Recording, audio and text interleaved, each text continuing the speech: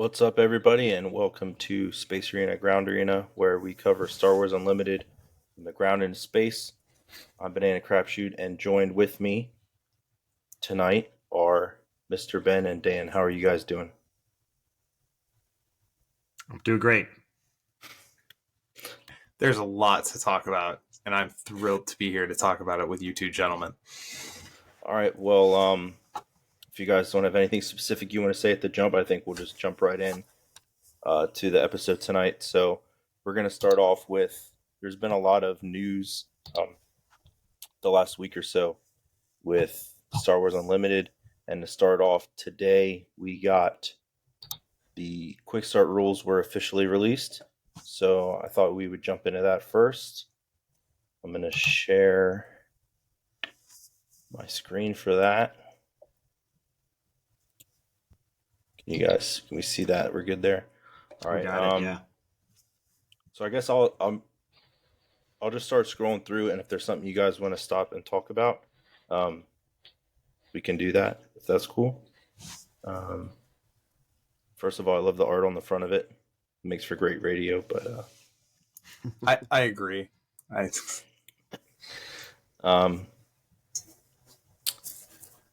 The overview section that thinks this is their 50 card decks. I think action phase and regroup phase the game. I think during the live stream today, they specified that it's 50 card minimum, but you can go bigger than that if you want to, if I recall correctly. Yeah. So this quick start rulebook does specify it's a 2-player starter set, which is interesting. I wonder if there will be separate starter decks or if we're going to get just the 2-player starter with Luke and Vader. One of the Do you guys things I want to really go like, over the setup at all? just a quick comment on it. What's really nice about the setup and the quick start rules is a lot of times you get those quick start rules, and at first I was intimidated because I was like, quick start 24 pages, that doesn't add up. But sometimes they just don't tell you what setup works like. They're just like show you a picture and they say, hey, put all your things here, but it's really like clearly defined. You do this, then you do this, then you do this, then you do this. And as a person that resonates with lists, I was very excited about that. So that's a theme they have through the whole book here, is pretty clearly like detailing timing, which I think is going to help us a lot. I will call out step 5 in the setup. The mulligan is a whole hand mulligan, not a selective card mulligan, which is not my favorite. As a player who has kind of a competitive bend, I like my decks to be consistent. Being able to pick, I got this one good card in my opening hand, I'm going to keep that one and I'm going to throw the rest of this trash back and try to complement that opening hand. We don't get to do that in this game. We have to throw the whole hand back, and you could draw into a hand that's just as bad as the one you had before, potentially even worse, and kind of feeding into my concern is that the opening turn of the game is going to feel weak a lot of the time. Between the whole hand mulligan and starting with only 4 cards in hand after the initial 2 resources are put in place, that doesn't, at least I speculate that doesn't set us up to have really explosive turn ones. And maybe that's by design. Maybe they want to give us kind of a little bit of time to have some setup.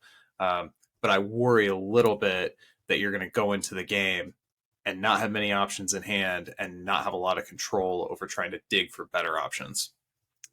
I think it's going to make card draw really important, right? Starting with 4 cards in hand, I'm going to call it 4 because you start with 6 and bury 2, or you turn 2 into resources, is really tight, right? There's very few games out there that have this size deck that only let you have 4 options to play on turn 1.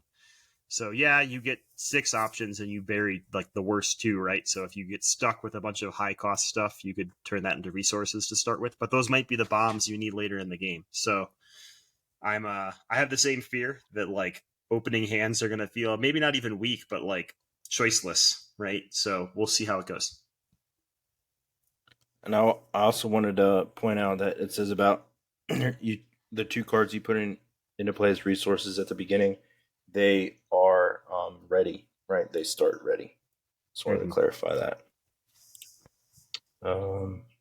Yeah, that would make a turn 1 feel even weaker if you get 2 resources but you can't do anything with them. Yeah, that's a good call on their part to have them come into play ready. Here we see the card backs, damage counters. So the game, they talked about this before, the turn structure, it's a shared turn structure. You take an action, I take an action. Here they list the actions that are available to players to play a card, attack with the unit, use action abilities on cards, take the initiative or pass. And I speculate that list of available actions is not going to grow anytime soon. I mean, maybe a few sets, a few expansions down the road, they come up with some kind of other thing. But looking at that list, play a card. That covers just about everything you can do in a card game, and then attack with using the cards that you have in play. So I think that this is going to end up being a complete list that's going to carry forward into. It's just an element of the game design that to me speaks of some future proofing, like giving us this list. This reminds me of like board games where you don't have expansions, but you have this very clearly defined, these are the things you do during your turn. And I think that is the promise with a lot of these games is something for us veterans to sink our teeth into, but also the ability to reach to new people and having a clearly defined set of actions. Now, playing cards, obviously, there's huge variation about what that action will actually be in gameplay. But to get somebody onboarded, I think this is really clean. I like this a lot. I agree. I think that there'll be like sub bullets under these lists, right? They might add new card types, they might add new different action abilities, but these seem like I can't think of a sixth thing you could do without like really rocking the game, right? You could flip the table. That could be. Yeah, you could quit. You could walk away. That's an option you could do as your action. It wouldn't be very fun, but is a choice you can make. Yeah. They use the terms ready and exhausted for instead of like tapped and untapped. I don't think anybody's really surprised by that. That's pretty standard for most FFG card games, it seems. I prefer them. I mean, Magic was my first card game, but Versus was like my game back in the day. And ever since Versus, I think in terms of ready and exhausted more than tap anyway. Cool. There's the anatomy of a unit card. The cost upper left corner aspect icons, which we'll probably talk more about in a couple of minutes.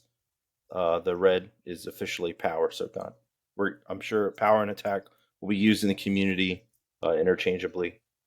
The traits don't have any effects themselves, but cards like Tarkin himself interacts with the Imperial keyword, so that trait is important for card effects.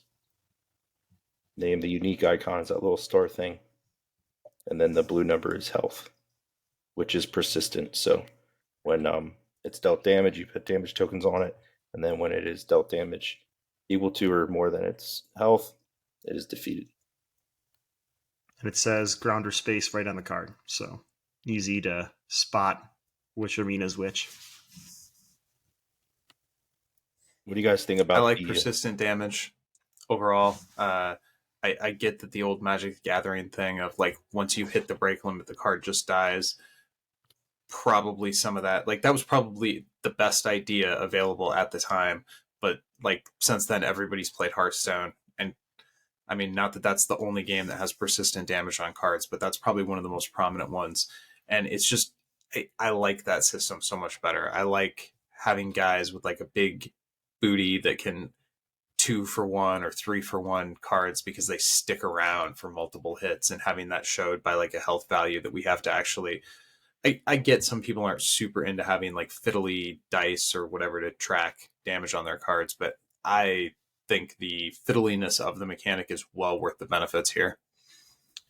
Yeah, I think it really lets you use hit points as a resource, right? Not like as an actual resource, but if they refresh every turn and they're just at full health, right, then you can just not block with things, but soak with things and pay like health costs with those things for days. But by having persistent damage, it really helps you prioritize keeping your units on the board. It also makes unit removal like really, really strong, right? If you can actually remove a unit fully, they can't get 2 attacks or 2 blocks out of it. So it's going to make value trading, I feel like, is a lot different with persistent damage. And I think it's a lot more fun with persistent damage. It makes it harder to get multiple, eliminations for one card. Yeah. What do you guys think about, since I think we've all played a little bit of Versus System 2 PCG, right? So that system, they have an attack a defense and health. Do you think the exclusion of a defense value here is the right move, the wrong move, or what are your thoughts on that? I love versus. I'm a huge fan of the game, but I think having cards, I think the people have spoken, so to speak, and the card games that have one stat for a card and the card games that have more than two stats for a card like are a little bit fringe. I think people generally speaking like having an offensive and a defensive or a health value on their cards. And as much as I want to say positive things about versus, I think having the three values is probably a clumsier system, especially if you're going to do persistent health. I think having just an attack and the persistent health value makes a lot more sense than trying to have that third value. Yeah, I think adding a third value would make it way too hard to balance, right? And something would get out of whack. You've got so much on the card to balance already between the aspects and the cost, whether it's ground or space, the power, hit points, and the ability. If you added like another statistic in there, yeah, it's another knob for the designers to turn, but it's also like another pitfall for them to fall into. I always felt like the wound balancing was a little wonky in versus, right? Some people value that extra wound a ton, some people don't value it as much, and it always seemed to be the statistic that like people had the most trouble wrapping their heads around. So not getting rid of that, but like not having that in this game, I think is advantageous. There's enough going on without it.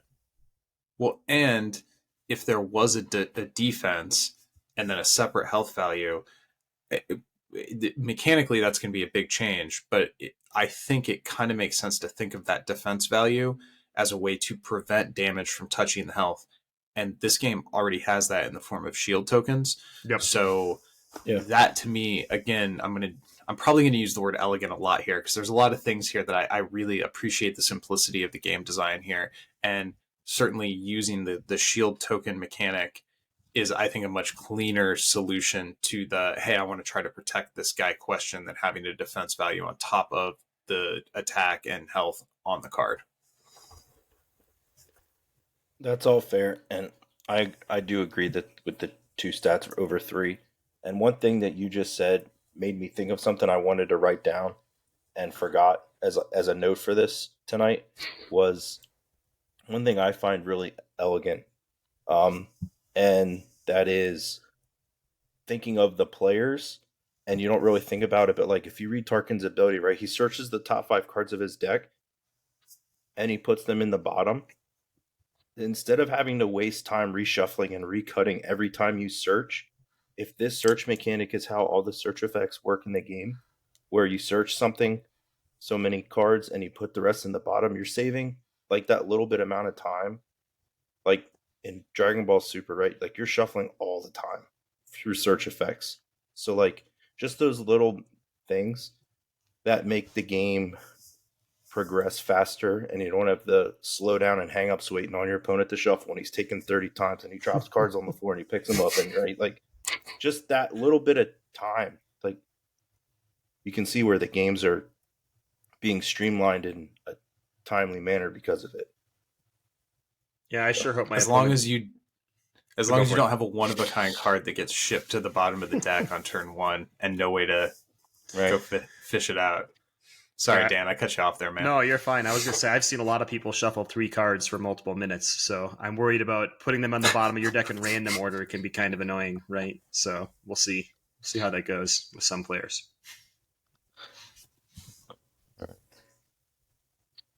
So here they show the 2 separate ground arenas and space arenas, and the base. So new cards here, but you can't really read them through that. So the anatomy of event cards. So the unit cards, the art's on the top. The events, the art's to the bottom of the card.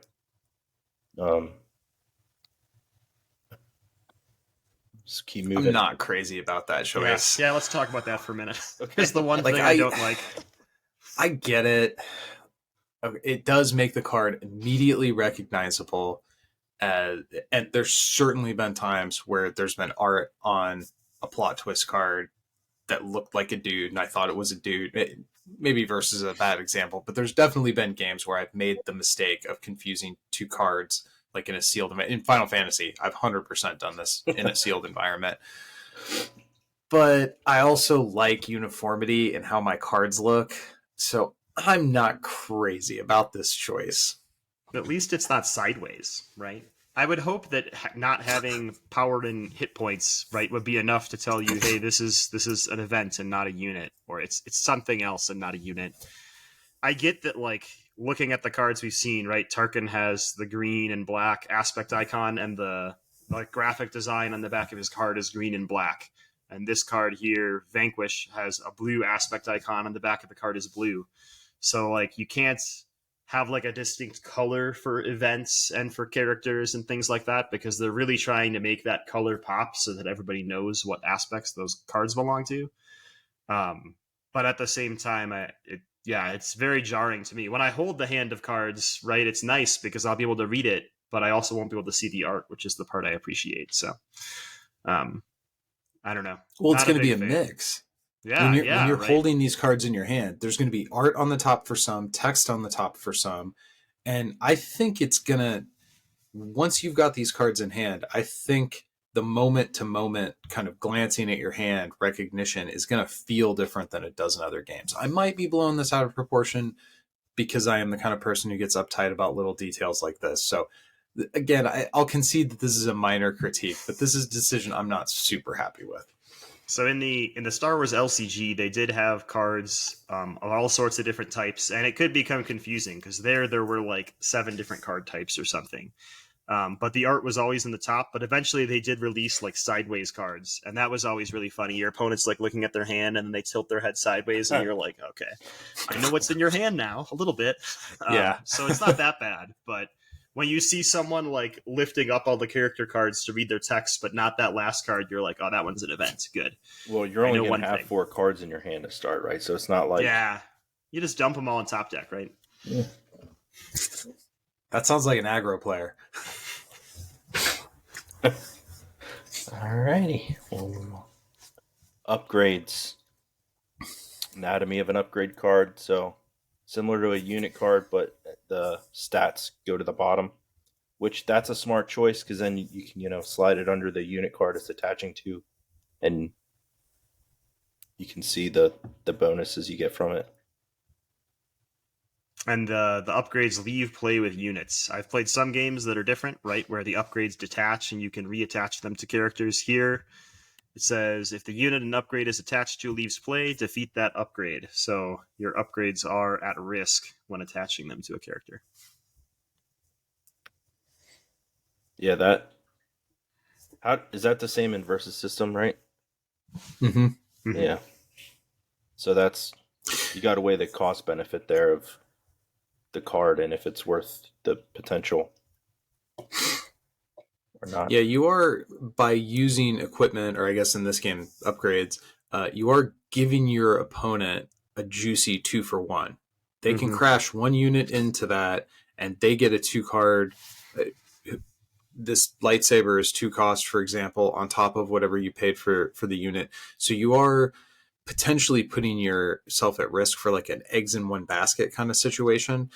And the balance of when you deploy equipment or even run equipment in a deck is something you do have to be careful with. Coming from Versus, you can certainly overcommit to an equipment deck and end up with nothing in your hand and nothing to develop, and all your cards got removed easily for it. So I like the kind of decision trees that investing in specific units allows. If you really, for example here, Darth Vader, if you really like Darth Vader, well, here's a way to make your Darth Vader cooler than somebody else's Darth Vader who's maybe using some of the similar cards but maybe lukewarm about particular characters. So I do like the ability to stick somebody for thematic reasons, or maybe there's a support character you want to try and you put some kind of a protective thing on them and it's worth the investment. There's a lot of cool space they can go into with these kinds of cards.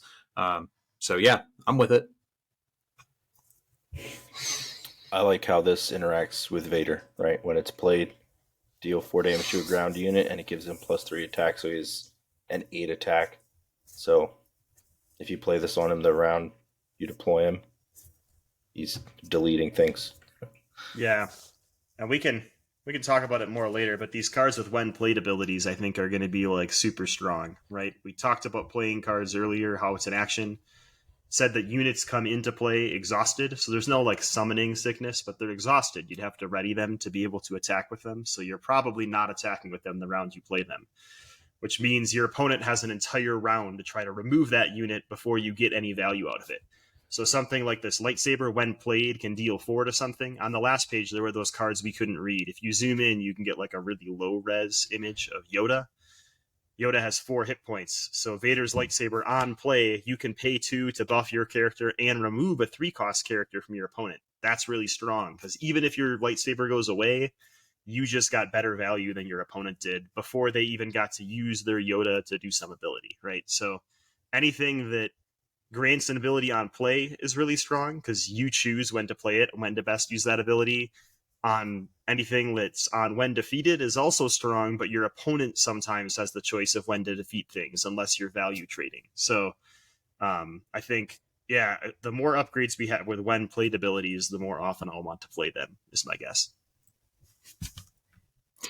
I suppose it's also worth mentioning there's this when played ability on Vader's saber that only triggers when it's equipped to Vader. Mm-hmm. In old verses, they called this legacy support, or legend support. So you'd have cards for Punisher or Batman or these specific characters, which seems really cool in theory. Balancing them out in a deck can be pretty difficult, because if you want the effect to be cool enough that players want to use it, but then you also have to get these other boxes checked in order to get that extra effect.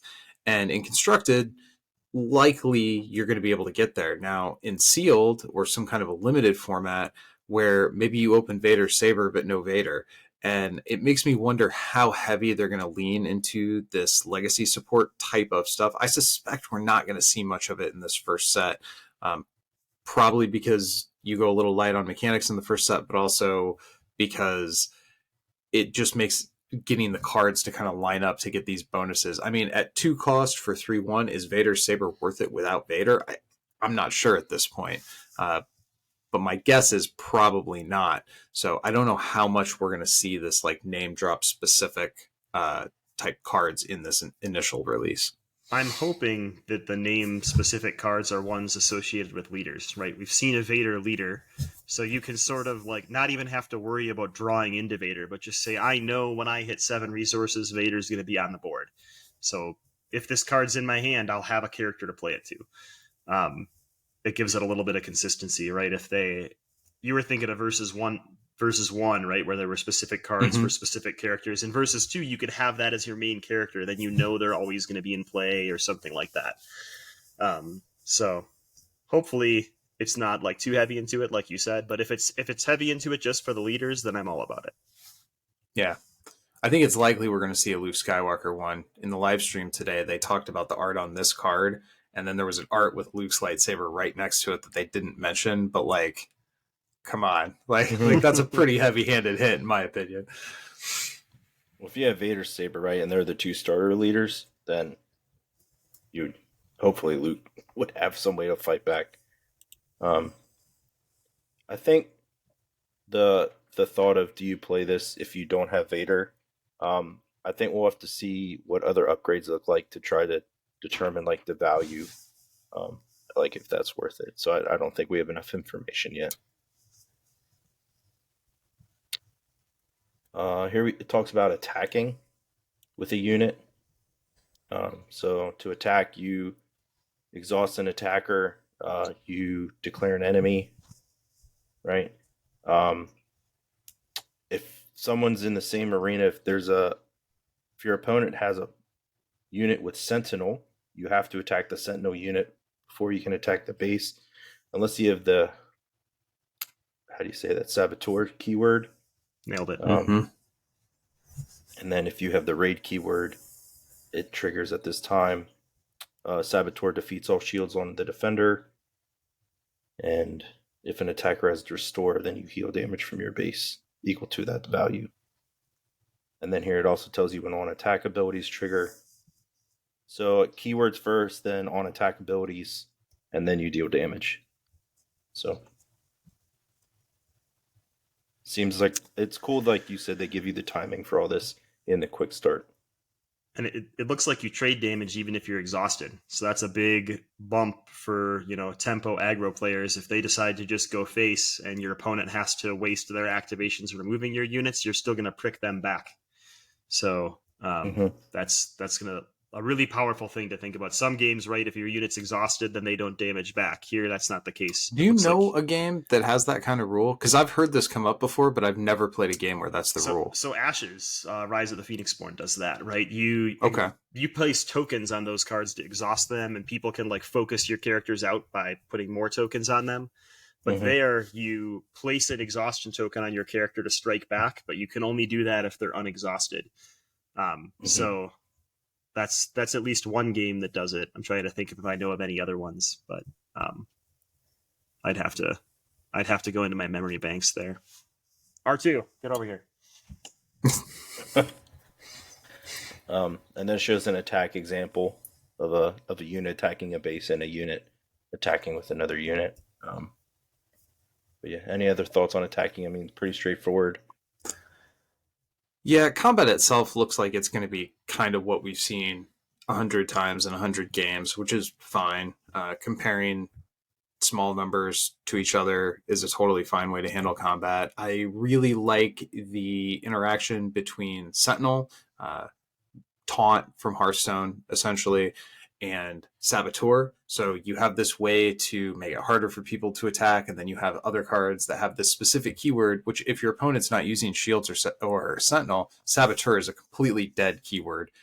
Have to assume cards that have that word printed on them are paying for it in some way. So maybe your stats are a little bit lower, but you have this sneaky trick. But haha, I 3D chessed you and didn't run any Sentinels in my deck. So I really like the interplay between those different keywords. It's super basic stuff. Like none of this is big brain, galaxy brain complexity level stuff, but it all, again, I'm going to say elegant again. There's a beauty in the simplicity of how these kind of basic feeling mechanics are going to interact on the game board, and I'm already loving thinking about the problems that I'm eventually going to have to solve with how these keywords interact. So I'm much more excited to play this than I was before reading all this.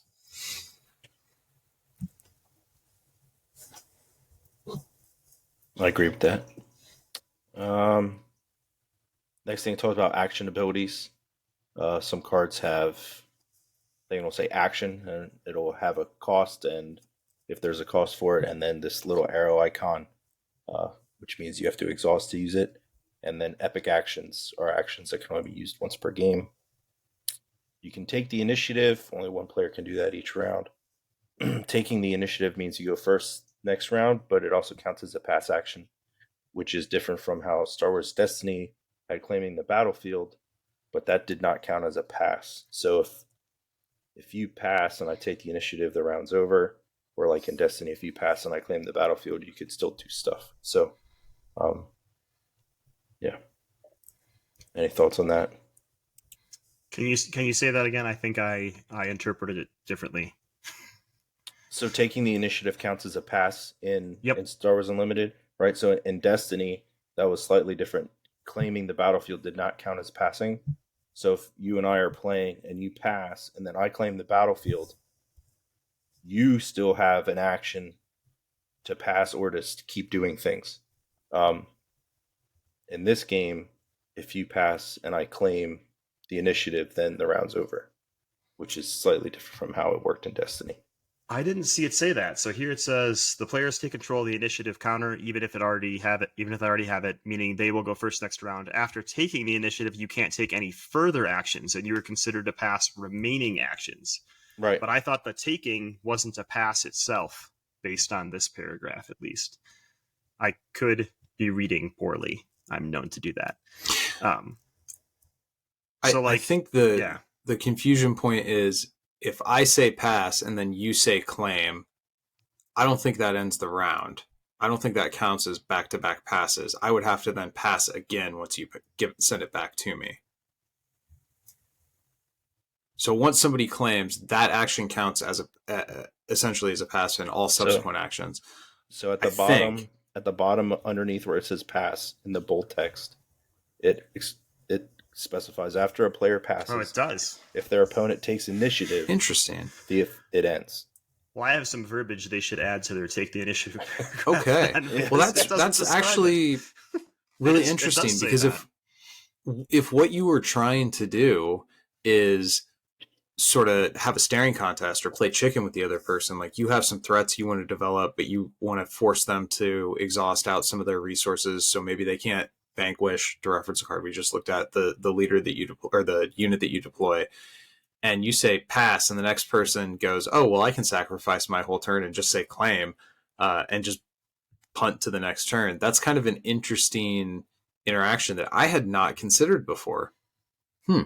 Yeah, so that parenthetical I like should it. say you are considered to pass for all remaining actions this phase, and this is a pass as well, or something. But yeah, Right. that's interesting. Yeah, I also missed that, Dan. It's in bold. I don't know why I missed it, Yeah. but Which I think that was in some metas that could be a problem with in Destiny, right? So like you could certain metas aggro wasn't that great. Certain metas aggro was really great, but when you had the more Yeah. 3 wide rainbow decks with tons of health, a lot of them would want to set up and kind of dirtle, and then your opponent would run out of stuff to do. They would just pass or claim because they had nothing else to do, and then you had your whole turn while they did like nothing in response, so that action could go away. There was some feels bad. it makes passing really risky unless you're willing to risk the rest of the round. Mm-hmm.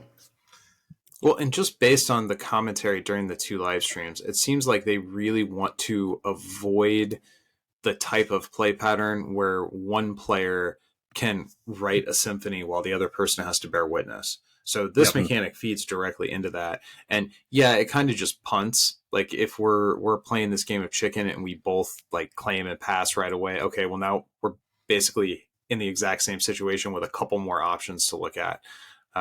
So I like it. This is going to force people to interact with their opponents more and not try to do that. Oh, I'm going to pass until you do something and then I'm going to do my thing. I'm with it. I like it. Right. Here it talks about the leader. Starts on the horizontal side, or I'm calling it the front side. I don't know what other people are calling it, but the front side. And then it has an epic, like Luke and Vader. They both have actions, and then they have an epic action, which is their once per game. You can deploy them as units. That does not cost resources to do. You just have to have that resource threshold to do that. And then when they are defeated, they return back exhausted to their front side. And they come into play ready, or they come into play and are readied. That's huge, right? Yeah. I was really worried that if things did come in exhausted, which other units do, that your leaders would come into play exhausted and get destroyed before you even got to use them. But that shouldn't be the case feels bad. often. Yeah. I mean, that still could be a thing that happens if they print removal cards or damage values that are high enough. Like Luke's a 7, maximum firepower. Can that target leaders? I can't remember off the top of my head now.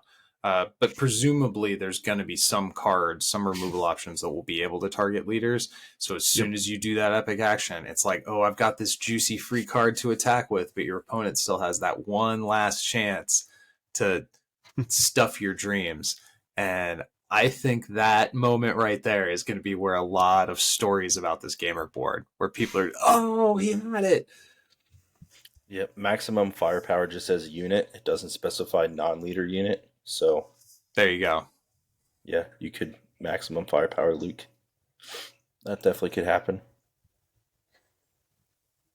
But that I agree though that like having the leader come in exhausted would be so anticlimactic and anti-thematic to like the point of the leader, right? You're building your whole deck around this.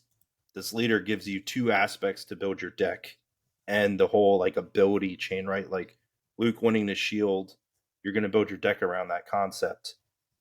And then, having his deployed side, having to actually use him in a fight and fight Vader. And then he just gets, oh, let me sit there and do nothing for a round and then go back to my front side would not be very much fun. So I like that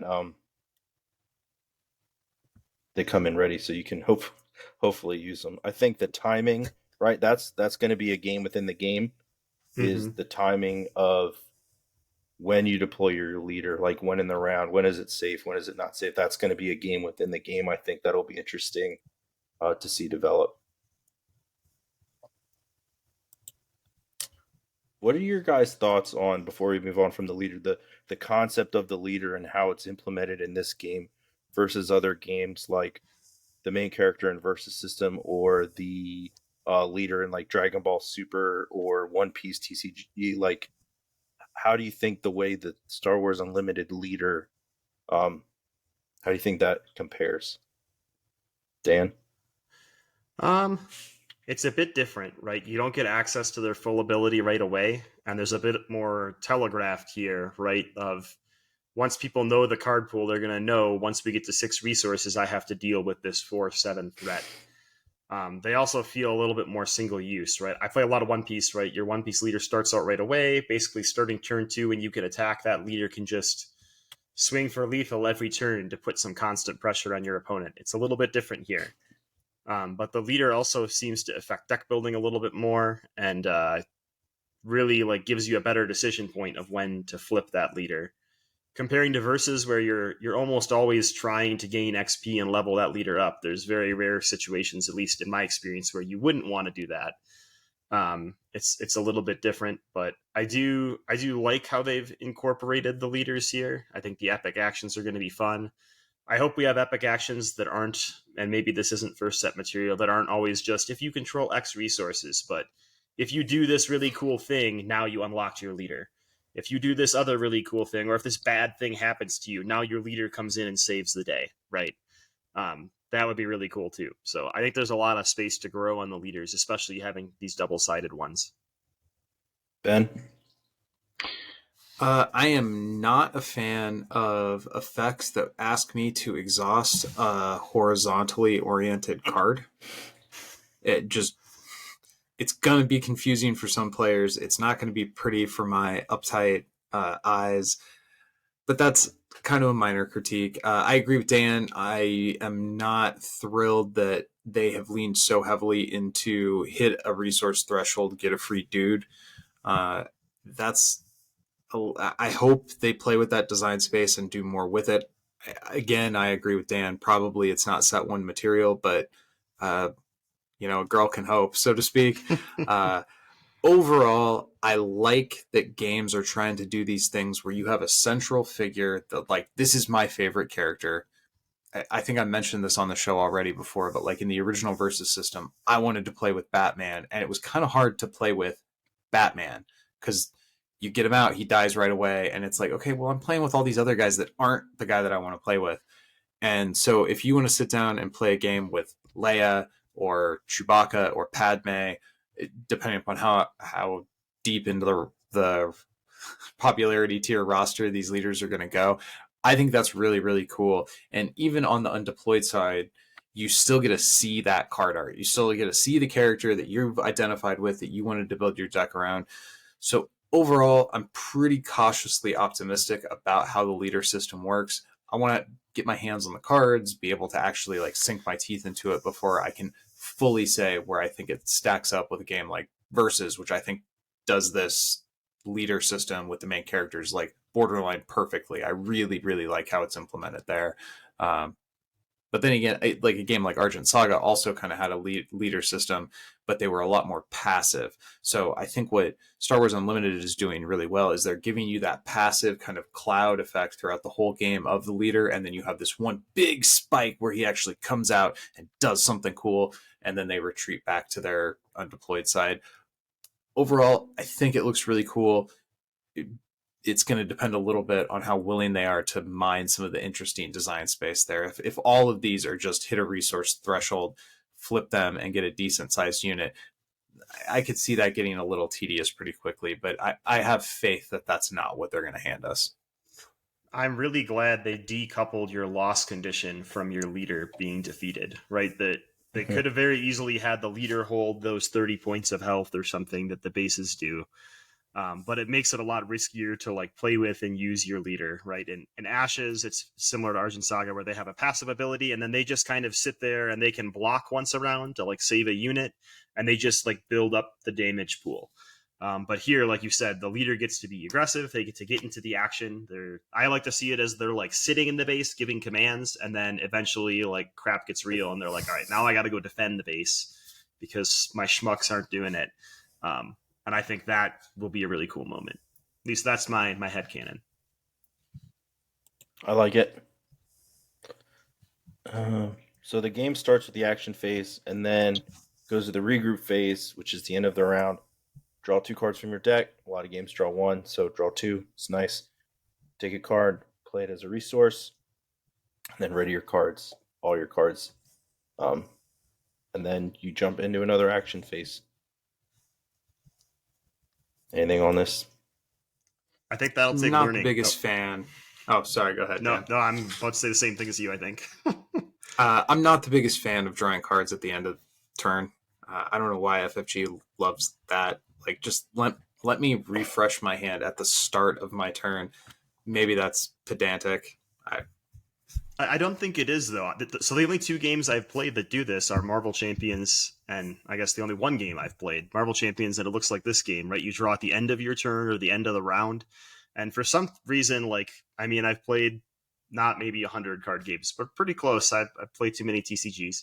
And every single one of them, right, you start your turn by drawing. So when you're looking at all your cards and you're like, oh, this lasts until the end of the round, it's so easy to forget, like, where does the round end? Because there's no, like, readying at the end of the round just makes it's so awkward to me. They could have very easily had the, what is this called? The refresh regroup phase at the beginning of the round. But then when you're mulliganing, you might have had less cards, right? It's really powerful to draw 6 and choose 2 rather than mulligan the 4 and then draw 2 and then hope you made the right choice with your mulligan. So I think based on the mulligans, it's right to have drawing at the end of the round. But they could have easily just said, skip the draw step in the first round or something like that. And it would have at least seated with my brain better. It doesn't really matter to me. I don't care when I draw cards. That's probably the right reaction. Yeah. Like, again, I'm willing to admit Gross. that this particular criticism is maybe particular.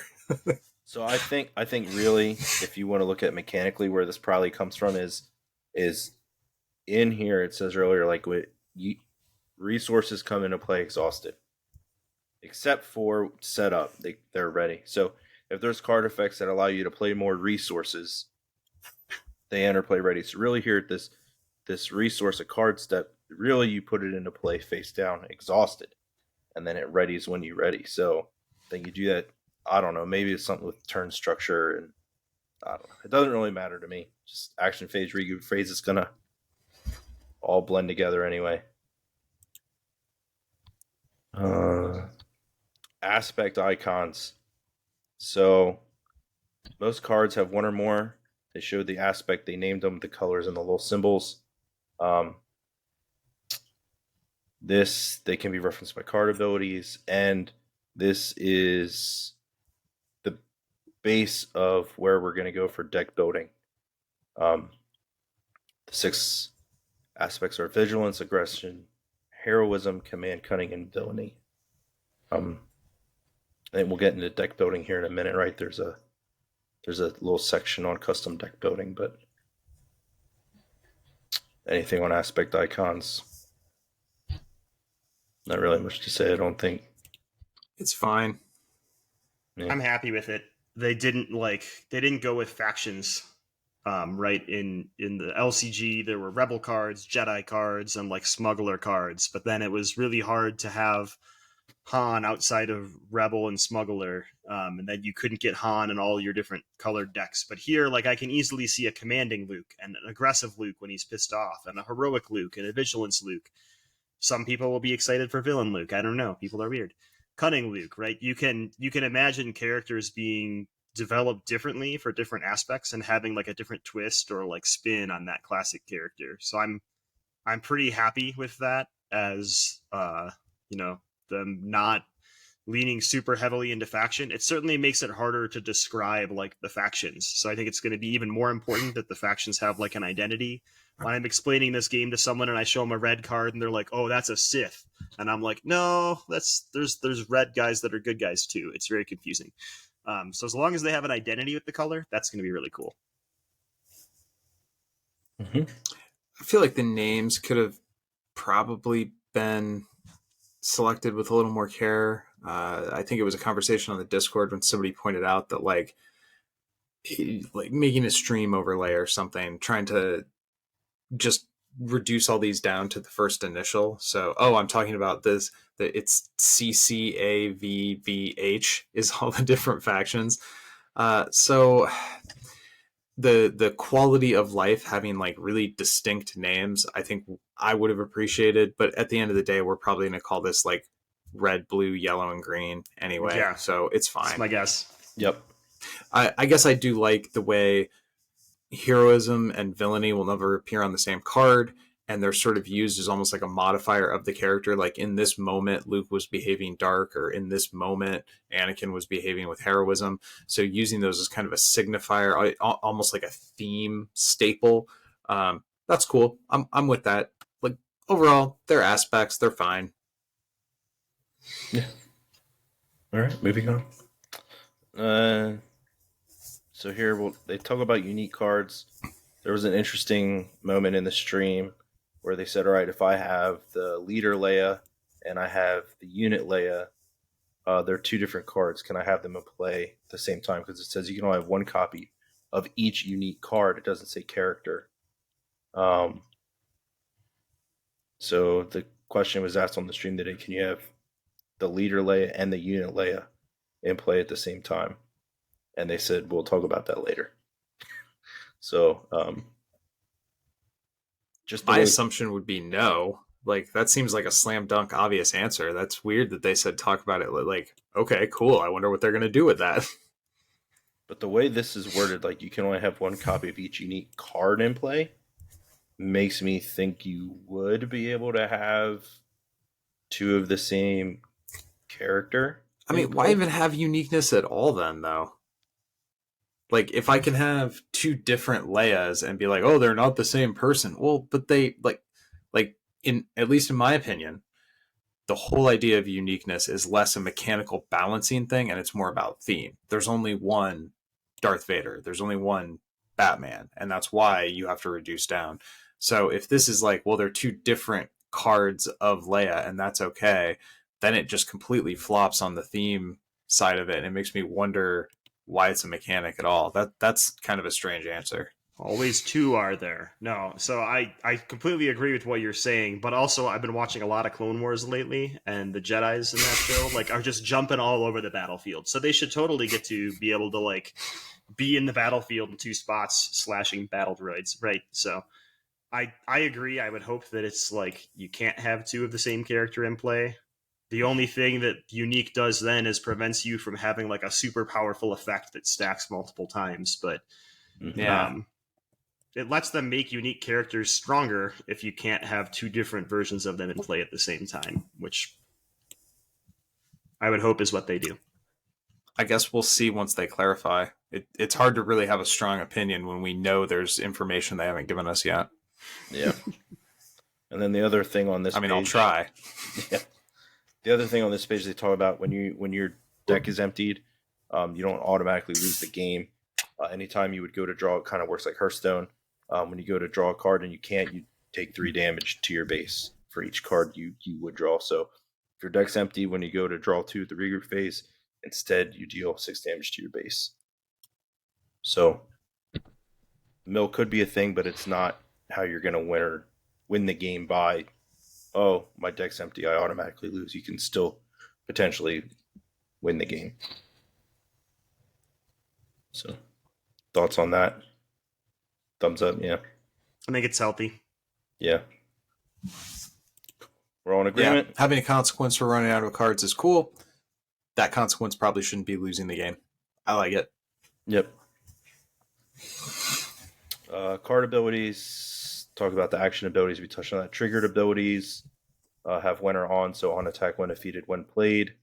Keyword abilities are the red text ones. Constant abilities appear on cards, remain in play, and have no specialized styling.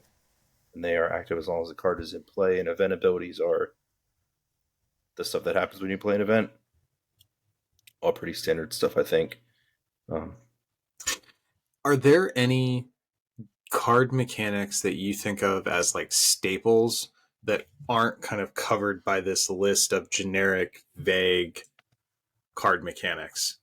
Because I think this hits just about everything that I think we have a right to expect in a first set. I don't know. What are your guys' takes on that? I think eventually we need something for like when you're the target of an attack or when you're the defender, something like that. I mean, we have Sentinel, and I think later we'll get to the keywords. There's the keyword grit that's like based on how much damage you have or something. But something when you're chosen as the target of an attack would be a good keyword. When I don't know if it would be on defend because you're not really defending, but when you're attacked, you are considered the attacked, defender. So I think something on like defend that would work. That would probably fall under the metric of triggered abilities, though, right? Like on attack or on defend in this instance. So the Right. framework. The I framework's I see there. I what you realize I'm mean, splitting yeah. hairs. What I was getting at is like the framework for those abilities to exist is there. I agree with you. I do think that should make the list almost immediately. Like maybe not a set one mechanic, certainly set two. You know, but I think the broad strokes here cover more or less everything that I expect from cards. Right, because the triggered abilities is winter on. They just gave 3. The 3 most common, most often each. Okay, that makes sense. Yeah. See, bad at reading. It's all right. It wasn't bold this time.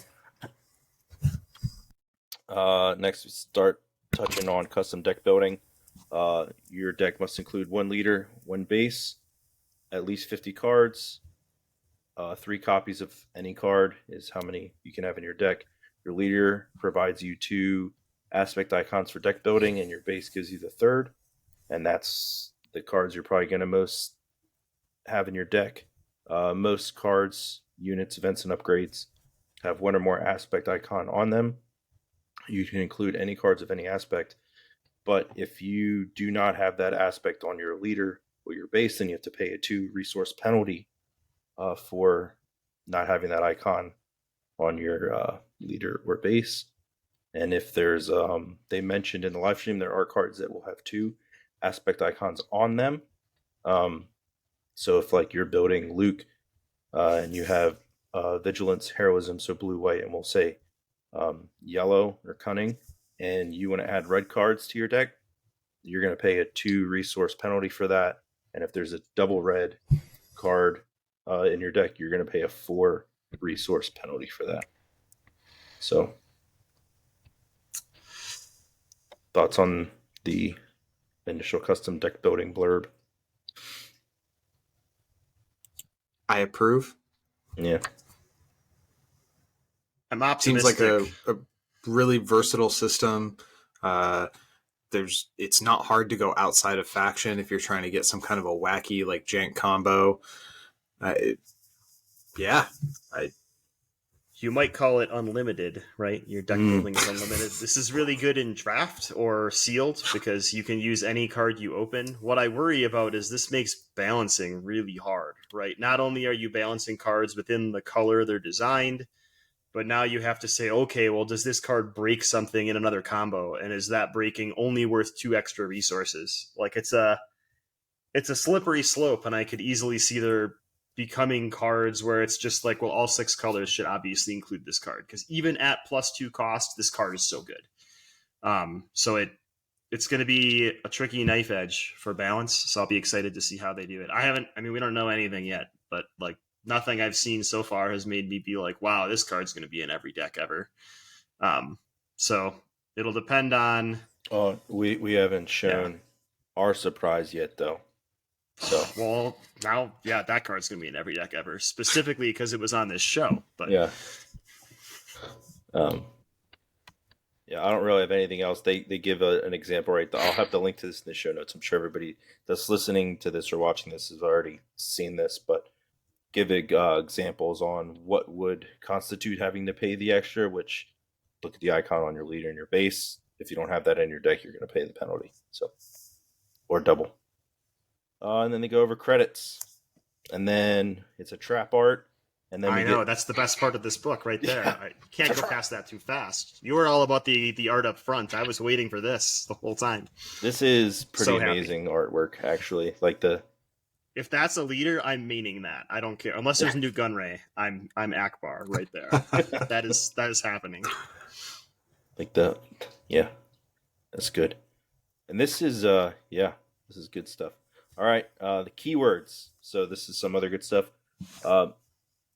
Ambush. So after you play the unit, you can ready and attack an enemy unit. If there's not a unit to attack, it does not ready. So a little interesting. That cannot enter play and attack the base. It has to target an enemy unit. Grit, like you mentioned, the unit gets +1 power for each damage on it. Overwhelm works kind of like, was it Trample in Magic the Gathering, right? Where the unit deals any excess damage done goes to the base. Raid gives extra power when that unit is attacking. So if the unit has raid and it's the target of an attack, it does not get that extra power. Yes. They only get it while attacking. I like that as a neat lever for FFG to pull for balancing. Restore, when the unit attacks, the heal damage from your base equal to the restore value. I believe the Yoda that they showed earlier in the quick start rules as an example card has restore.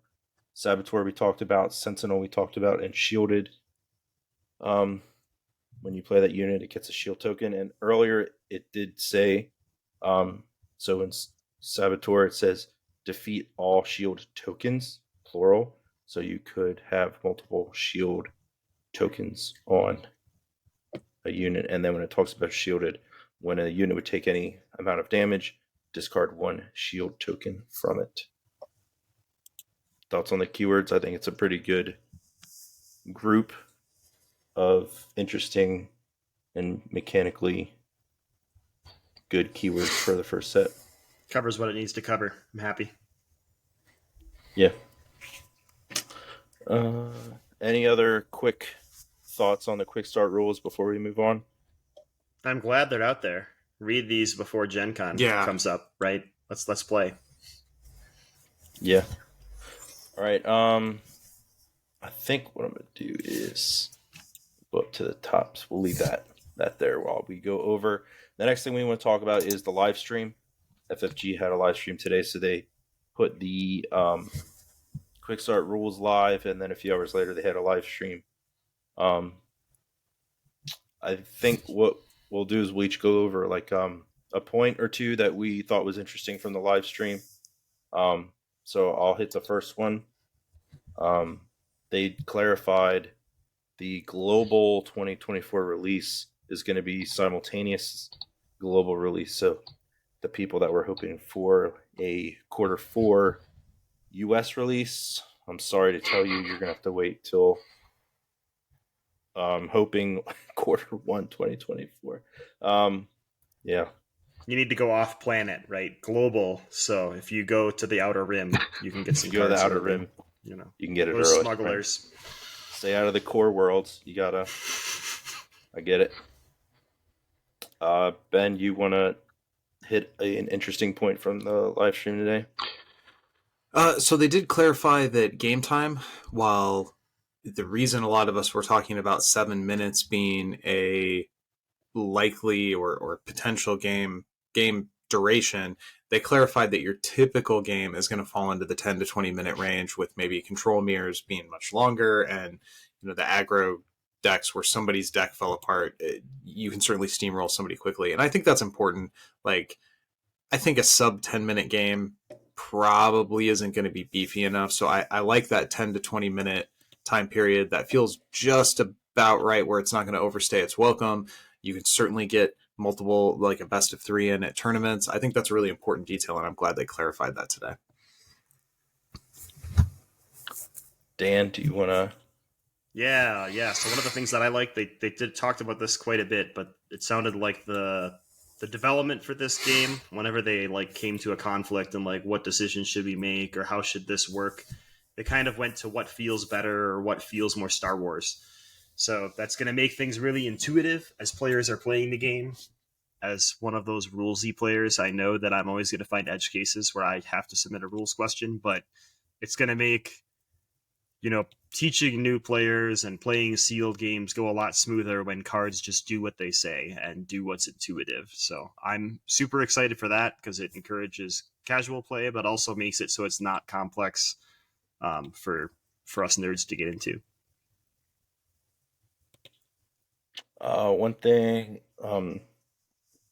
they talked about that there is going to be more ground units and space units, and that space units are not as efficient for what they do for their cost as ground units. So more ground units and ground units are more efficient. So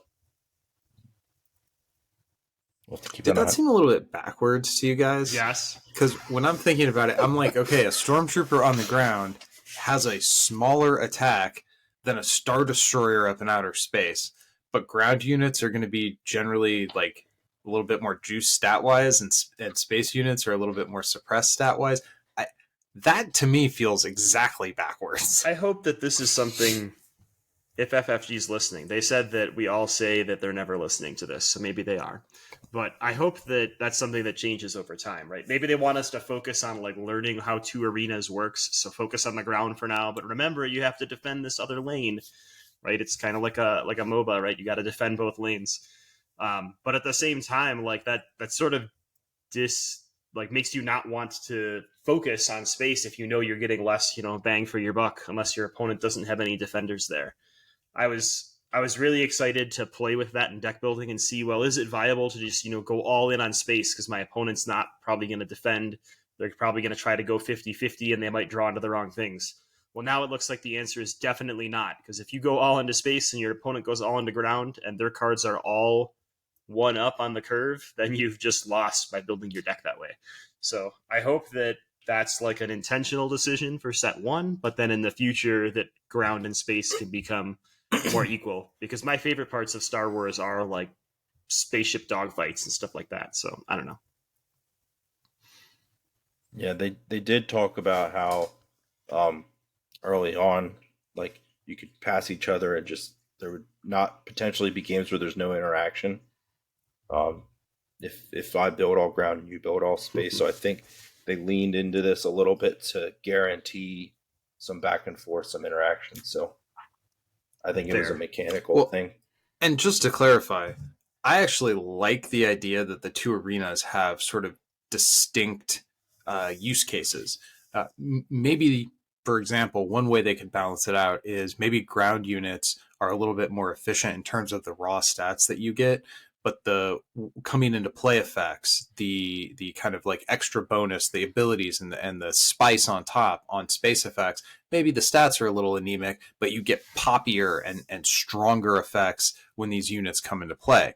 And in that way, you kind of have maybe weaker coming into play effects on the ground, but stronger in space. And the 2 arenas kind of have a distinct like flavor and feel. I think that idea sounds really cool to me. I just thought it sounded backwards that a Star Destroyer would be weaker than an Ewok on the ground. That seemed to not match my headcanon. But mechanically, setting aside the like Star Wars flavor of it, I think mechanically that sounds fascinating to me. I'm really into the idea that there's going to be different cost curves and different like ceilings and floors in terms of what makes a good unit depending upon which arena it's deployed to. This sounds like exactly the sort of thing I'm looking forward to arguing with you guys about over the coming months. Ben, do you have another point from the live stream that stood out to you? I guess I had one. I wanted to circle back and make a comment on what Dan said about the what feels intuitive, what feels better design direction. I think that sounds really good, but it's going to be as effective as their feedback loop is. Mm-hmm. If they're asking people who don't know much about card games what feels good, they might get some off-the-wall answers that are going to seem weird to people who are really in the card game space. So intuitively, I want to be on the side of that, but there's also a part of me that's like, well, where's that feedback coming from? Like, that feels good to who? You know what I mean? Aggro players? That feels good to control play? Like, who thinks this feels good? Now, I'm sure they baked all of that into the cake and took where the feedback was coming from into account. But it did make me kind of laugh a little during the live stream when they said that was like their design principle is making things just intuitive. I'm like, well, intuitive to what kind of play? Dan, do you have another one? I think you mentioned it earlier, right? But the aspect design and that some cards will have two of the same aspect is pretty exciting to me, right? I really like playing mono decks. I understand the advantage of being able to dip into multiple color pools in Magic or One Piece or whatever, but something about playing a deck that all has one identity and wants to do one thing is really exciting to me. So I'm excited that they have pushed into that already, right? Because you can even, like with this cost penalty, right? If you build a red, blue, white, whatever those mean, I can't remember. Aggression, something deck. And you want to put a double aggression card into your deck, you're still going to have to pay a penalty because you didn't decide to go all in on aggression. So there's lots of cool cost levers there. So that's pretty exciting. I guess the last one I would want to touch on is they talked a little bit more about why they went with the I take an action, you take an action, shared turn round structure. And the biggest thing I took away is they want the game to be engaging for both players all the time. They don't want you to be playing solitaire and I'm sitting here like checking TikTok or whatever because I'm waiting on you to do 37 things on your turn before I get to go. So I like that they want you to get in the action early, right? That's why you start with 2 resources so you can start in the action, right? They one thing they mentioned is like A New Hope starts in the middle of an action sequence, right? Like they want you to be in it from the start throughout the game, and that's why they have the action shared turn sequence. And I am a big fan of that, and I hope it works out. I would also mention if you're a fan of thinking about card games in terms of the knobs and levers that designers adjust in small ways to make big differences on the playmats, I highly recommend this live stream. The specifics of, well, we tried it with drawing one card and we tried it with breaking down the ideas that they had that didn't work, that didn't make the game, I found to be really interesting. And just as a fan of this kind of space, I thought the live stream was a wealth of really cool little insights that I'm not going to necessarily sit here and try to regurgitate all of them, but it's certainly worth your time, I think. Yeah. All right, moving on. FFG is in the middle of spoiler season. Well, we'll call it card previews. They didn't like the word spoiler. Preview season. They are reaching out to content creators, giving them card previews. Wassy Plays got 2 previews last week. Main Deck Dan had a video today on how to play video, and he got the card art for the Experience and Shield tokens. And FFG reached out, and they gave us a card that they would like us to show off to the community. So we're going to debut that here on the show. We're also going to have an article that'll go live when the show goes live.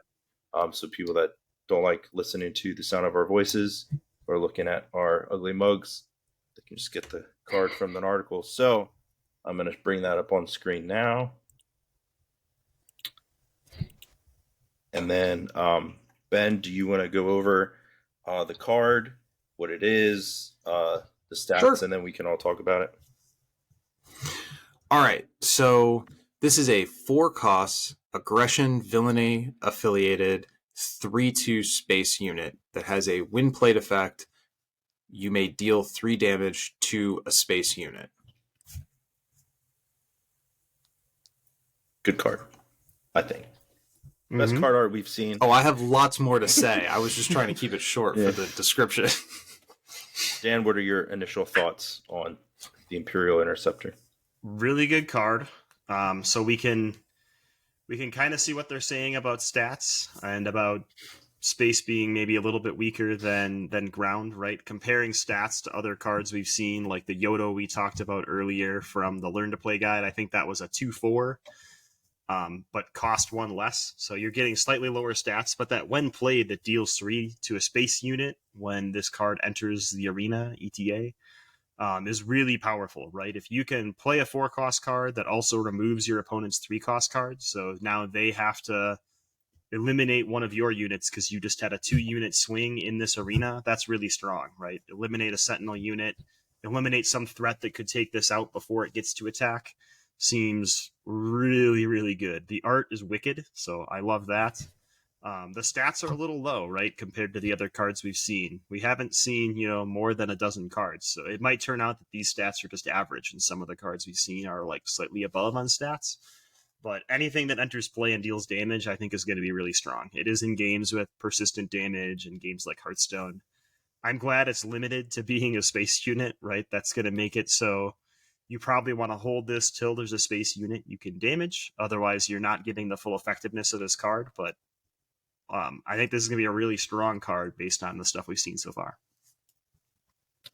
I would agree. I think you definitely maybe hold this to get the full value out of it, right? So you're not going to get that one play to delete something is just that's so big. I think it's going to be so big, right? Because if you look at, I think it's the Alliance X-Wing is like a 2/3, right? So be able to just delete that just from entering play, to clear the way, right? So if there's more ground units and space units, to clear the way on the space unit for the aggression villainy player in this case could be the swinging point in that battle.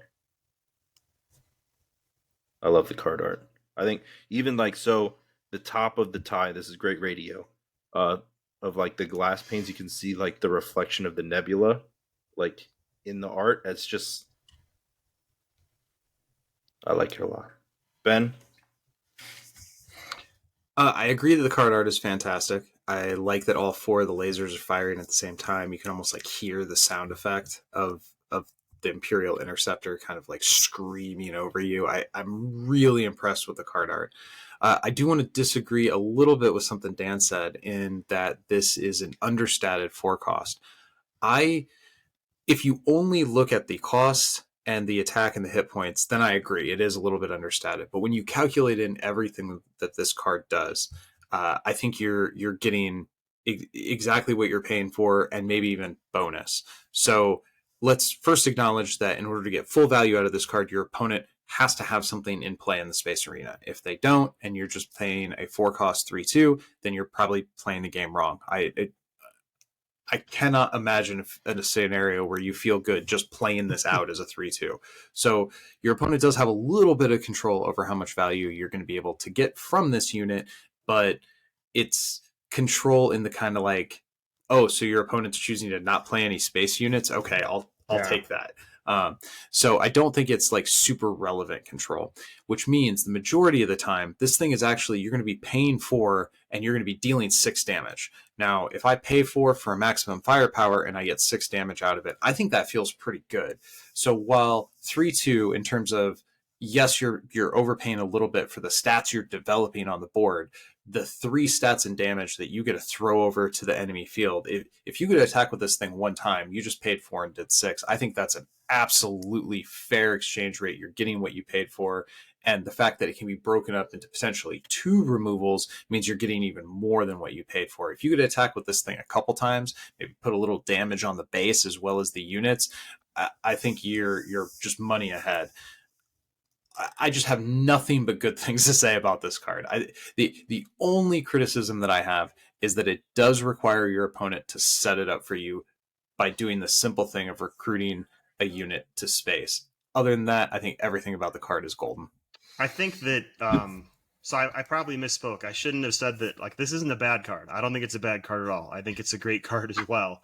But the stat line for the cost is something that I think is going to be super important on units. With only 2 health, this isn't going to be a very sticking unit. So if you pay 4, and like you said, you're going to deal 6, because deal 3 on play and then 3 when something swings into this. There's a 1-cost unit we've seen in the rulebook that has 2 attack. So if my opponent can remove and absorb that second 3 damage with a 1-cost unit, they just gain 3 resources of value against me. So I think it depends on how that 6 attack comes out, or how prevalent removal is, right? If you play this and then someone else removes it with a card, yeah, it soaked up a removal, but now you just paid 4 to deal 3 damage, and that to me feels pretty bad compared to the stats of even the 3-cost units we've seen. So I think it's going to be a really good card. It should be in a lot of red. black or purple, I can't tell, decks, but I don't think you're always going to get a good value of 6 out of it. Sometimes you might get like a bad value of 6, and it's going to depend on how long units can stick on the board. With 2 health, I'm worried. Well, and just to be clear, I didn't think you were saying the card overall was bad, just that kind of the stats were small enough that those could be looked at as being kind of negative, and that I was sort of barely pushing back against one part of it. Okay. I think it's unlikely that we see many games where somebody chooses to not develop anything in space. If they do, then the Imperial Interceptors probably doesn't look as good. But I think that's going to be a vanishingly small minority of games where this guy doesn't have something to kill on its way to the battlefield. Yeah, and if there's nothing in space, you can play this and get to attack with it, right? You don't have to worry about it being removed as easily. So it works out then too, right? Yeah. Well, I want to thank the folks at FFG for reaching out and hooking us up with this card preview. That's something I appreciated with Marvel Champions when they would reach out to content creators and community members to preview cards, and it's exciting to see that we're getting that this early for Star Wars Unlimited, right? Like the game's only coming out in the earliest like 6-7 months, and they're already giving people cards to preview. So I think that's exciting and positive for the type of relationship FFG seems to want to have with the community. All right, so do you guys want to talk about the other cards that have been previewed at all, or do we want to save that for something else and just go to listener questions? I'll leave it up to you guys. Let's probably hit some listener questions. Yeah. All right. Yeah, I want to make sure we do that before we wrap things up. So we have one on Twitter from SWU Polls, which is Star Wars Unlimited Polls Twitter. They post a poll every day. They said, how many Leia cards do you think there will be in the first set? And just for some context here, their Twitter profile picture is the unit Leia card art. So it must be Leia fans. Well, we already know of 2. Mm-hmm. And the one is from Return of the Jedi, right? The Jungle Commando outfit, and the other one is from like New Hope. So there's a whole movie in the middle there that we haven't even touched yet. So there's got to be at least one more, right? I thought we had a Hoth leader one, and we have. Oh, it was New Hoth Hope, leader, right? not Yeah. the Jungle She's Commando. in I'm like wrong. the command center doing computer things or something. Mm-hmm. Nope, you're correct. So I guess then there we go. We need Endor Leia. Or Slave Leia. So we need 2 more Leias. So now we're up to 5. There's going to be 5 Leias in the set. I'm voting for 2, but Leia will be on other card art, right? So it depends if they mean like as a card named Leia or Leia in card art, right? We've already seen her on at least one other card. The event You're My Only Hope, right? So I think there'll be a ton of card art with Leia, but my guess is 1 unit and 1 leader because they've got so many iconic characters to cram into this. If they start printing 4 Leias per set, they're not taking full advantage of the unlimited breadth of Star Wars. 252 sounds like a big number until every character has 4 copies. Yeah. That gets small real quick. We had a couple questions on Discord. First one's from Jedi Geek Girl. What character card, if they are in Spark of Rebellion, do you think will be the most expensive after the metagame develops a month or so after release? So like secondary market, which card are you projecting to be the most expensive, and why will it be a legendary unit version of Darth Vader? I mean, I think it's probably a good guess to pick a marquee character like Darth Vader and say, oh, that's going to be the most expensive one. But then there's also this thing that happens in game design where you want to make the marquee characters accessible. So maybe you do kind of simpler, cleaner, more elegant game design with them. And the crazier combo stuff ends up on like a famous example in the old Versus system was this guy Ahmed, who nobody had ever heard of, was a totally irrelevant character and was a meta defining card. So I could see something like that sneaking in, where like a Newt Gunray has a particular activator for that a combo needs, and that becomes the chase legendary. But I am inclined to agree with the questioner that it's probably going to be like a Darth Vader or a Luke Skywalker or a Han Solo. Like one of the marquee characters is going to be the one that everybody's chasing after. I think it's going to be an event. I think that there's going to be a lot of units to go around, right? And some like really strong event, whatever rarity it is, right? There's all these different alt arts and crazy things, right? So it'll be some alternate art foil force choke or like Jedi mind trick or something like that. That's just, it's meta defining, it's strong. And I don't know if I would say it's underprinted. I don't know how statistics and distributions and all that stuff works, but it always seems like in all the other games I play, right? In One Piece, there's a bunch of like really strong characters that are the same rarity as these strong events, but the events are always like super expensive for some reason compared to the characters because they get valued more, or when people are ripping their cards open, they take care of them less, so more gets sacrificed by small children or something like that.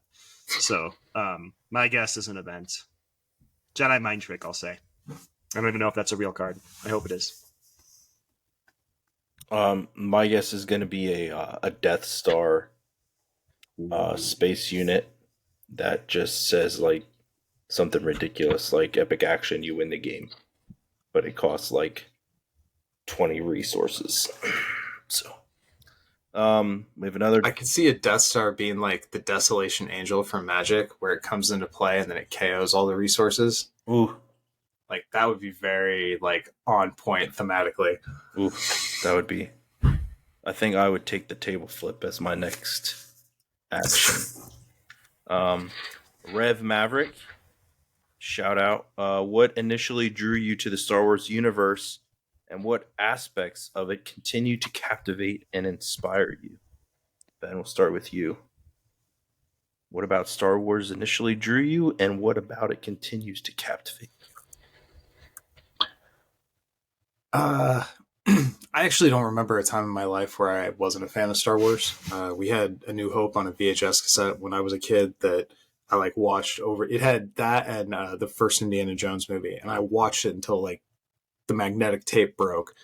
So it's been something that's been with me. You know, the childlike wonder that I had for the space opera as a kid has kind of faded. Like I'm more willing to make fun of things, and I have a more jaded eye when it comes to like breaking down acting and story structure and all those things.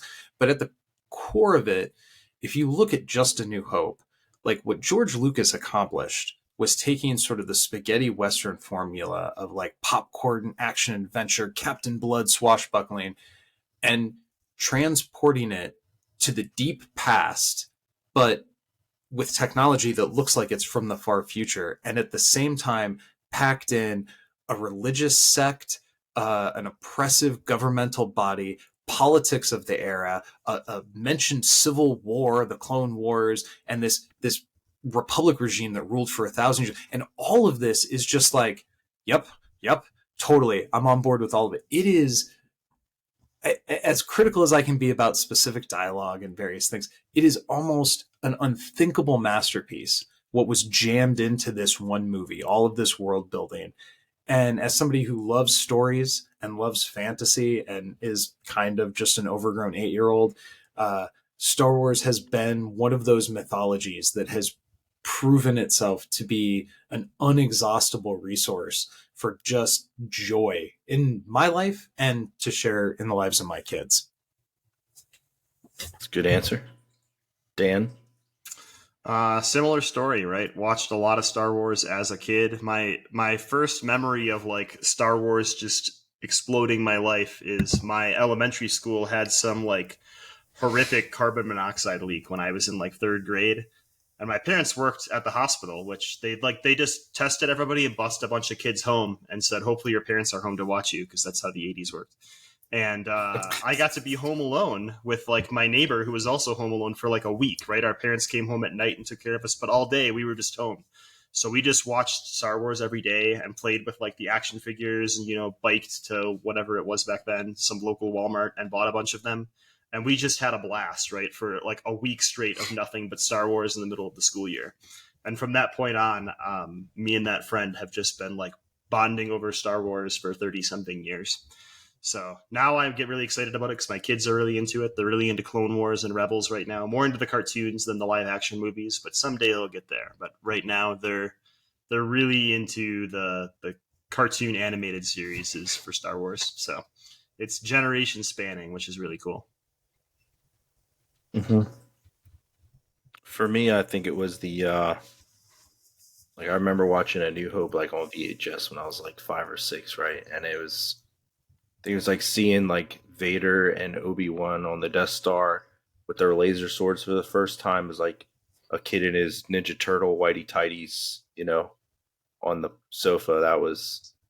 That's what started it, right? Was the laser swords in space, and that just grew from there. So Star Wars has always been probably my favorite IP. Star Wars, and then probably like Marvel. So I just, like you guys said, it's generation spanning. My 7-year-old is like almost all the way through the second season of Rebels, and they've been watching the Young Jedi, like the High Republic era kids show. So um, I never like I read some of the Legends novels, but I didn't have to read every novel, but I've read the first High Republic novel, and like I just really enjoy Star Wars and the world and the fantasy, the craziness. Like I just the whole thing. I don't know. I love it. So you give me Star Wars and you give me card games, and I'm sold, right? So those things marrying those two together. So I'm in. We have Reddit questions also this week. First one is from Sergeant Weidel. Wondering if you guys watched the video by Late Night Gaming. So Late Night Gaming is a content creator. They used to cover Star Wars Destiny. They did some Marvel Champions content. They do like a Friday night live stream on YouTube for Marvel Champions. They took like the 12 cards that we've had access to and made 50 card decks,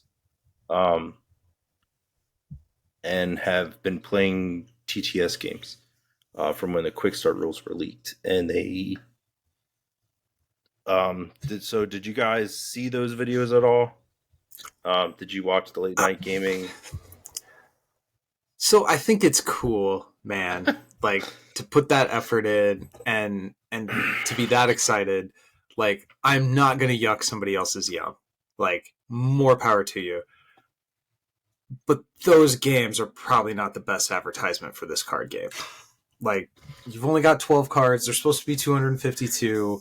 Like again, like I appreciate the effort that went into making that happen. Like that's very cool, and I have nothing but positive stuff to say about that. But the resulting like gameplay, just I think the game's going to be better than that gameplay makes it seem. I'll put it that way. I'd rather play when I can make like a legal 50 card deck in like without having to like put penalty cards into my deck because I don't know what the card pool is. For me, I haven't watched them yet. I have them like I'm subscribed to Late Night Gaming. I watched all their Marvel Champions stuff. I used to watch their Destiny stuff, so I'm excited to watch it someday. But I want my like first raw experience with this game to be when I go to a Gen Con event and sit down and play whatever demo they have for us. So I don't want to like taint my opinions too much by like trying it out on TTS with like a not intended full deck beforehand. So I'm holding out. Gen Con's not that far away, right? It's like a month and a couple of days, month and some change. So we'll get there soon. When I think like now that we've like have the quick start rules from FFG, and like you can see the gameplay loop, right? You can kind of picture how it's going to play out, I think. But I appreciate they're excited about the game. I appreciate they want to see how it's going to work, but I do not think what was shown is probably I'm trying to word this properly because I don't want to piss anybody off. Um, not a, I guess, proper representation of how the game is going to play, right? There's aspect penalties everywhere. They're missing paying for aspect penalties. It was kind of all jumbled. You get the gist of how the game's going to work, right? You get the round structure and the action structure down, but the actual inner workings of like deck building and all the games within the games weren't really represented, well, I'll say, just and based to on their what we saw credit, from the quick start rules. yeah, to their credit, a lot of like kitchen table first couple games are going to have like a million rules mistakes, and Oh, they're yeah. not going to be with optimized decks. They might just rip open 5 packs and smash them together. So, Right. like, everybody's first experience with this game is going to be a little rough because that's how it is with every card game. You're That's how it learning is, the yeah. rules. You haven't read the 500-page comprehensive rule book of Magic the Gathering, or I think it's like 1,000 pages now or something crazy, right? So you're still learning, right? So I still get Marvel Champions rules wrong oh all the time. yeah, all the time. I don't want to talk about that. Well, and just to be fair to Late Night, I don't think the video they put together was intended to be or presented as being like, we've got it all figured out. This is how Unlimited is going to play. Like it was very Oh, much yeah. like this is kind of a prototype. This is a rough cut. And from that perspective, through that lens, I think it's really cool what they did.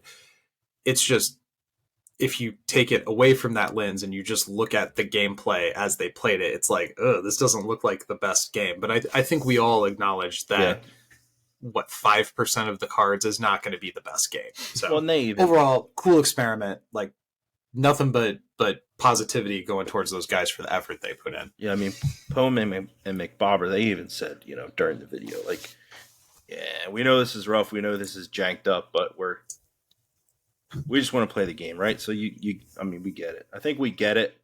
It's cool. Yeah. So we'll move on. Hand or Wrath of Thrawn wants to know, what are some game modes from other card games that you hope will transfer to Unlimited? They gave examples of like a 4-way free-for-all, like Commander. I'll just say one that I like, that Final Fantasy TCG does at events, is so like you have a best of 3 format for events, and you take 2 decks, and when you play your best of 3, you have to win with both your decks. I think that is a neat idea. It lets you play with more of your cards, lets you play with different archetypes at events, and I think I like that idea for an event format where I have to take 2 decks, and then I have to beat you with both my decks to advance. I like it.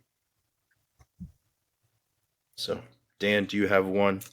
What I'm really excited for is 2v2. My main game group is like a 4-player group, so we can run 2 1v1 games. But on Friday nights when we're playing casually, we love playing 2 versus 2, whether it's Two-Headed Giant for Magic or whatever. So One Piece just released this format called Buddy Battles, where like you play a 4-player game and the turn structure is super wonky, and you can like play events to help your ally and you can counter to help your ally, but you can't like defend for your ally or attack your allies like enemies. So there's this indirect helping. They could do that really cool in this game, right? Like you could be on different planets but have a shared space lane in the middle or something crazy like that. So I'm excited to see what they cook up, but I'm excited for like a 2v2 format. Ben? Some form of boss battle. I want some form of 1v many, ideally customizable, so it could be 1v2, 1v3, 1v4. Obviously, there's a breaking point where it doesn't work anymore, but some kind of 1v many boss battle that could accommodate ideally somewhere from like 3 to 5 players. I think Star Wars as an IP fits really well into that. There's lots of thematic reasons why you might have Luke, Leia, and Han trying to fight Darth Vader. What exactly that would look like, I don't know. I'll leave that to the designers, but that's something I've always really liked. When playing games casually, I like being able to be the big bad guy and have all my friends try to beat me up. So I'd love to see some form of a boss battle or 1v many type game mode here. Yeah, that's another thing that Final Fantasy TCG does pretty well with their boss battle decks. Yeah, true. And Versus System does that too now with they've had 2 crossover boxes that have had the boss battle cards in them, right? So you can play Ultron right? And there's like a souped up version of Ultron, right? It's not like so. Yeah, My first ever boss experience was in the original Versus system, and there was a whole separate box that you got for Galactus, and it came with an oversized Galactus card that had like 100 life or something. I don't remember the specifics now. But I mean, Galactus as a character fits that theme so well of having to have multiple heroes like band together to take him out. Um, Vader isn't quite the same level of threat, right. but I still think it works. Yeah, I like that idea of the boss battle. This one is from Kazman5. Have any of your initial opinions or feelings towards the game changed having seen more cards and the quick start rules, or do they remain largely the same? So Ben, we'll start with you on this one. So from the point of the first look article to now, how have your feelings or opinions changed? If they have at all. Did you kick that to me, man? I'm sorry. Yeah. Okay. I did. I just didn't want to step on Dan. You didn't see me pointing at you. Still. I mean, it really probably hasn't changed too much, other than like an increase in nuance of my analysis. So my initial feelings were kind of cautiously optimistic. There's things to be worried about. FFG as a company, the art direction, the game design. There's all sorts of things that they could do wrong. There's way more ways to design a game poorly than there are to design a game really well. So I'm optimistic, but again, cautious optimism. And as we've gotten more information, I feel like I've gotten more settled and solidified in being optimistic. But the things that I like kind of pick and prod at have gotten real specific, like certain keyword interactions or like the difference in the art templating on an event card compared to a unit card. So my critiques are less vague and they're very narrow, but my general feeling has been one of increasing optimism overall. Dan? Ditto. I mean, I don't think my opinions have changed too much. I'd have to remember my initial opinions to really make that fact. But, I'll say that they haven't changed. I'm still super hyped. I think I'm more hyped than I was initially. I do still want to see, like, effort and explanation of what the OP is going to be beyond just saying, we're going to have OP, sealed, draft. It's a real thing. I want to know the details. I want to see the stuff, but that's the same thing for every aspect of this game. I agree. The things that like I gripe about in my head, right, that I sometimes say and sometimes don't, are like super nuancy, nitpicky things. Like, we haven't seen any cards with like flavor text yet. Where's the flavor text? Come on, that's like some of our favorite parts of games is reading the silly flavor text on the card. So there's all this blank space in those text box. Give me some awesome flavor text. Sometimes it's the quote of the card name, so it doesn't make sense. But I'd love to have more of that, more theme drooling out if we can. But super hyped. I can't wait. I think I'm probably more excited for it now than I was initially at its release. I think the art really pulls everything together nicely. We've seen the quick start rules and we kind of have a feel for how gameplay works. I am confident that FFG has made a well-designed, fun game to play. My hesitancy is all around OP and if they will pull through, right? Because the last FFG game I played competitively, they promised me 2 store championship seasons, and we saw 0 of them after that. So, yeah. So all my hesitancy comes from the OP side of things. But I will say, so far, FFG is doing a much better job. It appears at communicating and talking with and being active with the community than they have been in previous games. So there are positive steps. We have to see if it pulls all together with OP. And then there's one last one. Do you hard mulligan for Probe Droid if you're playing Villainy? No. If you don't know, That's definitely a droid I'm looking for. Probe Droid is the one that when played you get to look at an opponent's hand. It's a 2-cost Villainy aspect ground unit. 3/2. So It's a All right. 3/2 It's a 3/2. Mm-hmm. for a 1-drop. Wow. It's a 2-drop. Oh, it's a 2-drop? Okay. 2-drop villainy, 3/2 when played. Look at an opponent's hand. I would probably not, right? After you bury your 2 resources, you're down to 4 cards. So if you play that first turn, you see your opponent's 4-card hand. They immediately play one of those cards, and you have 3 pieces of knowledge left. When they draw their 2 cards, they can just bury one of those cards, and now you only know half of their hand. And every turn, that like value you get out of that goes down and down.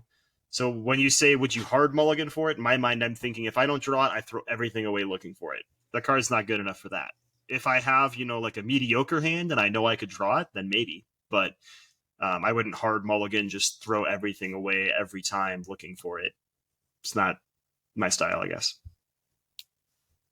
Ben?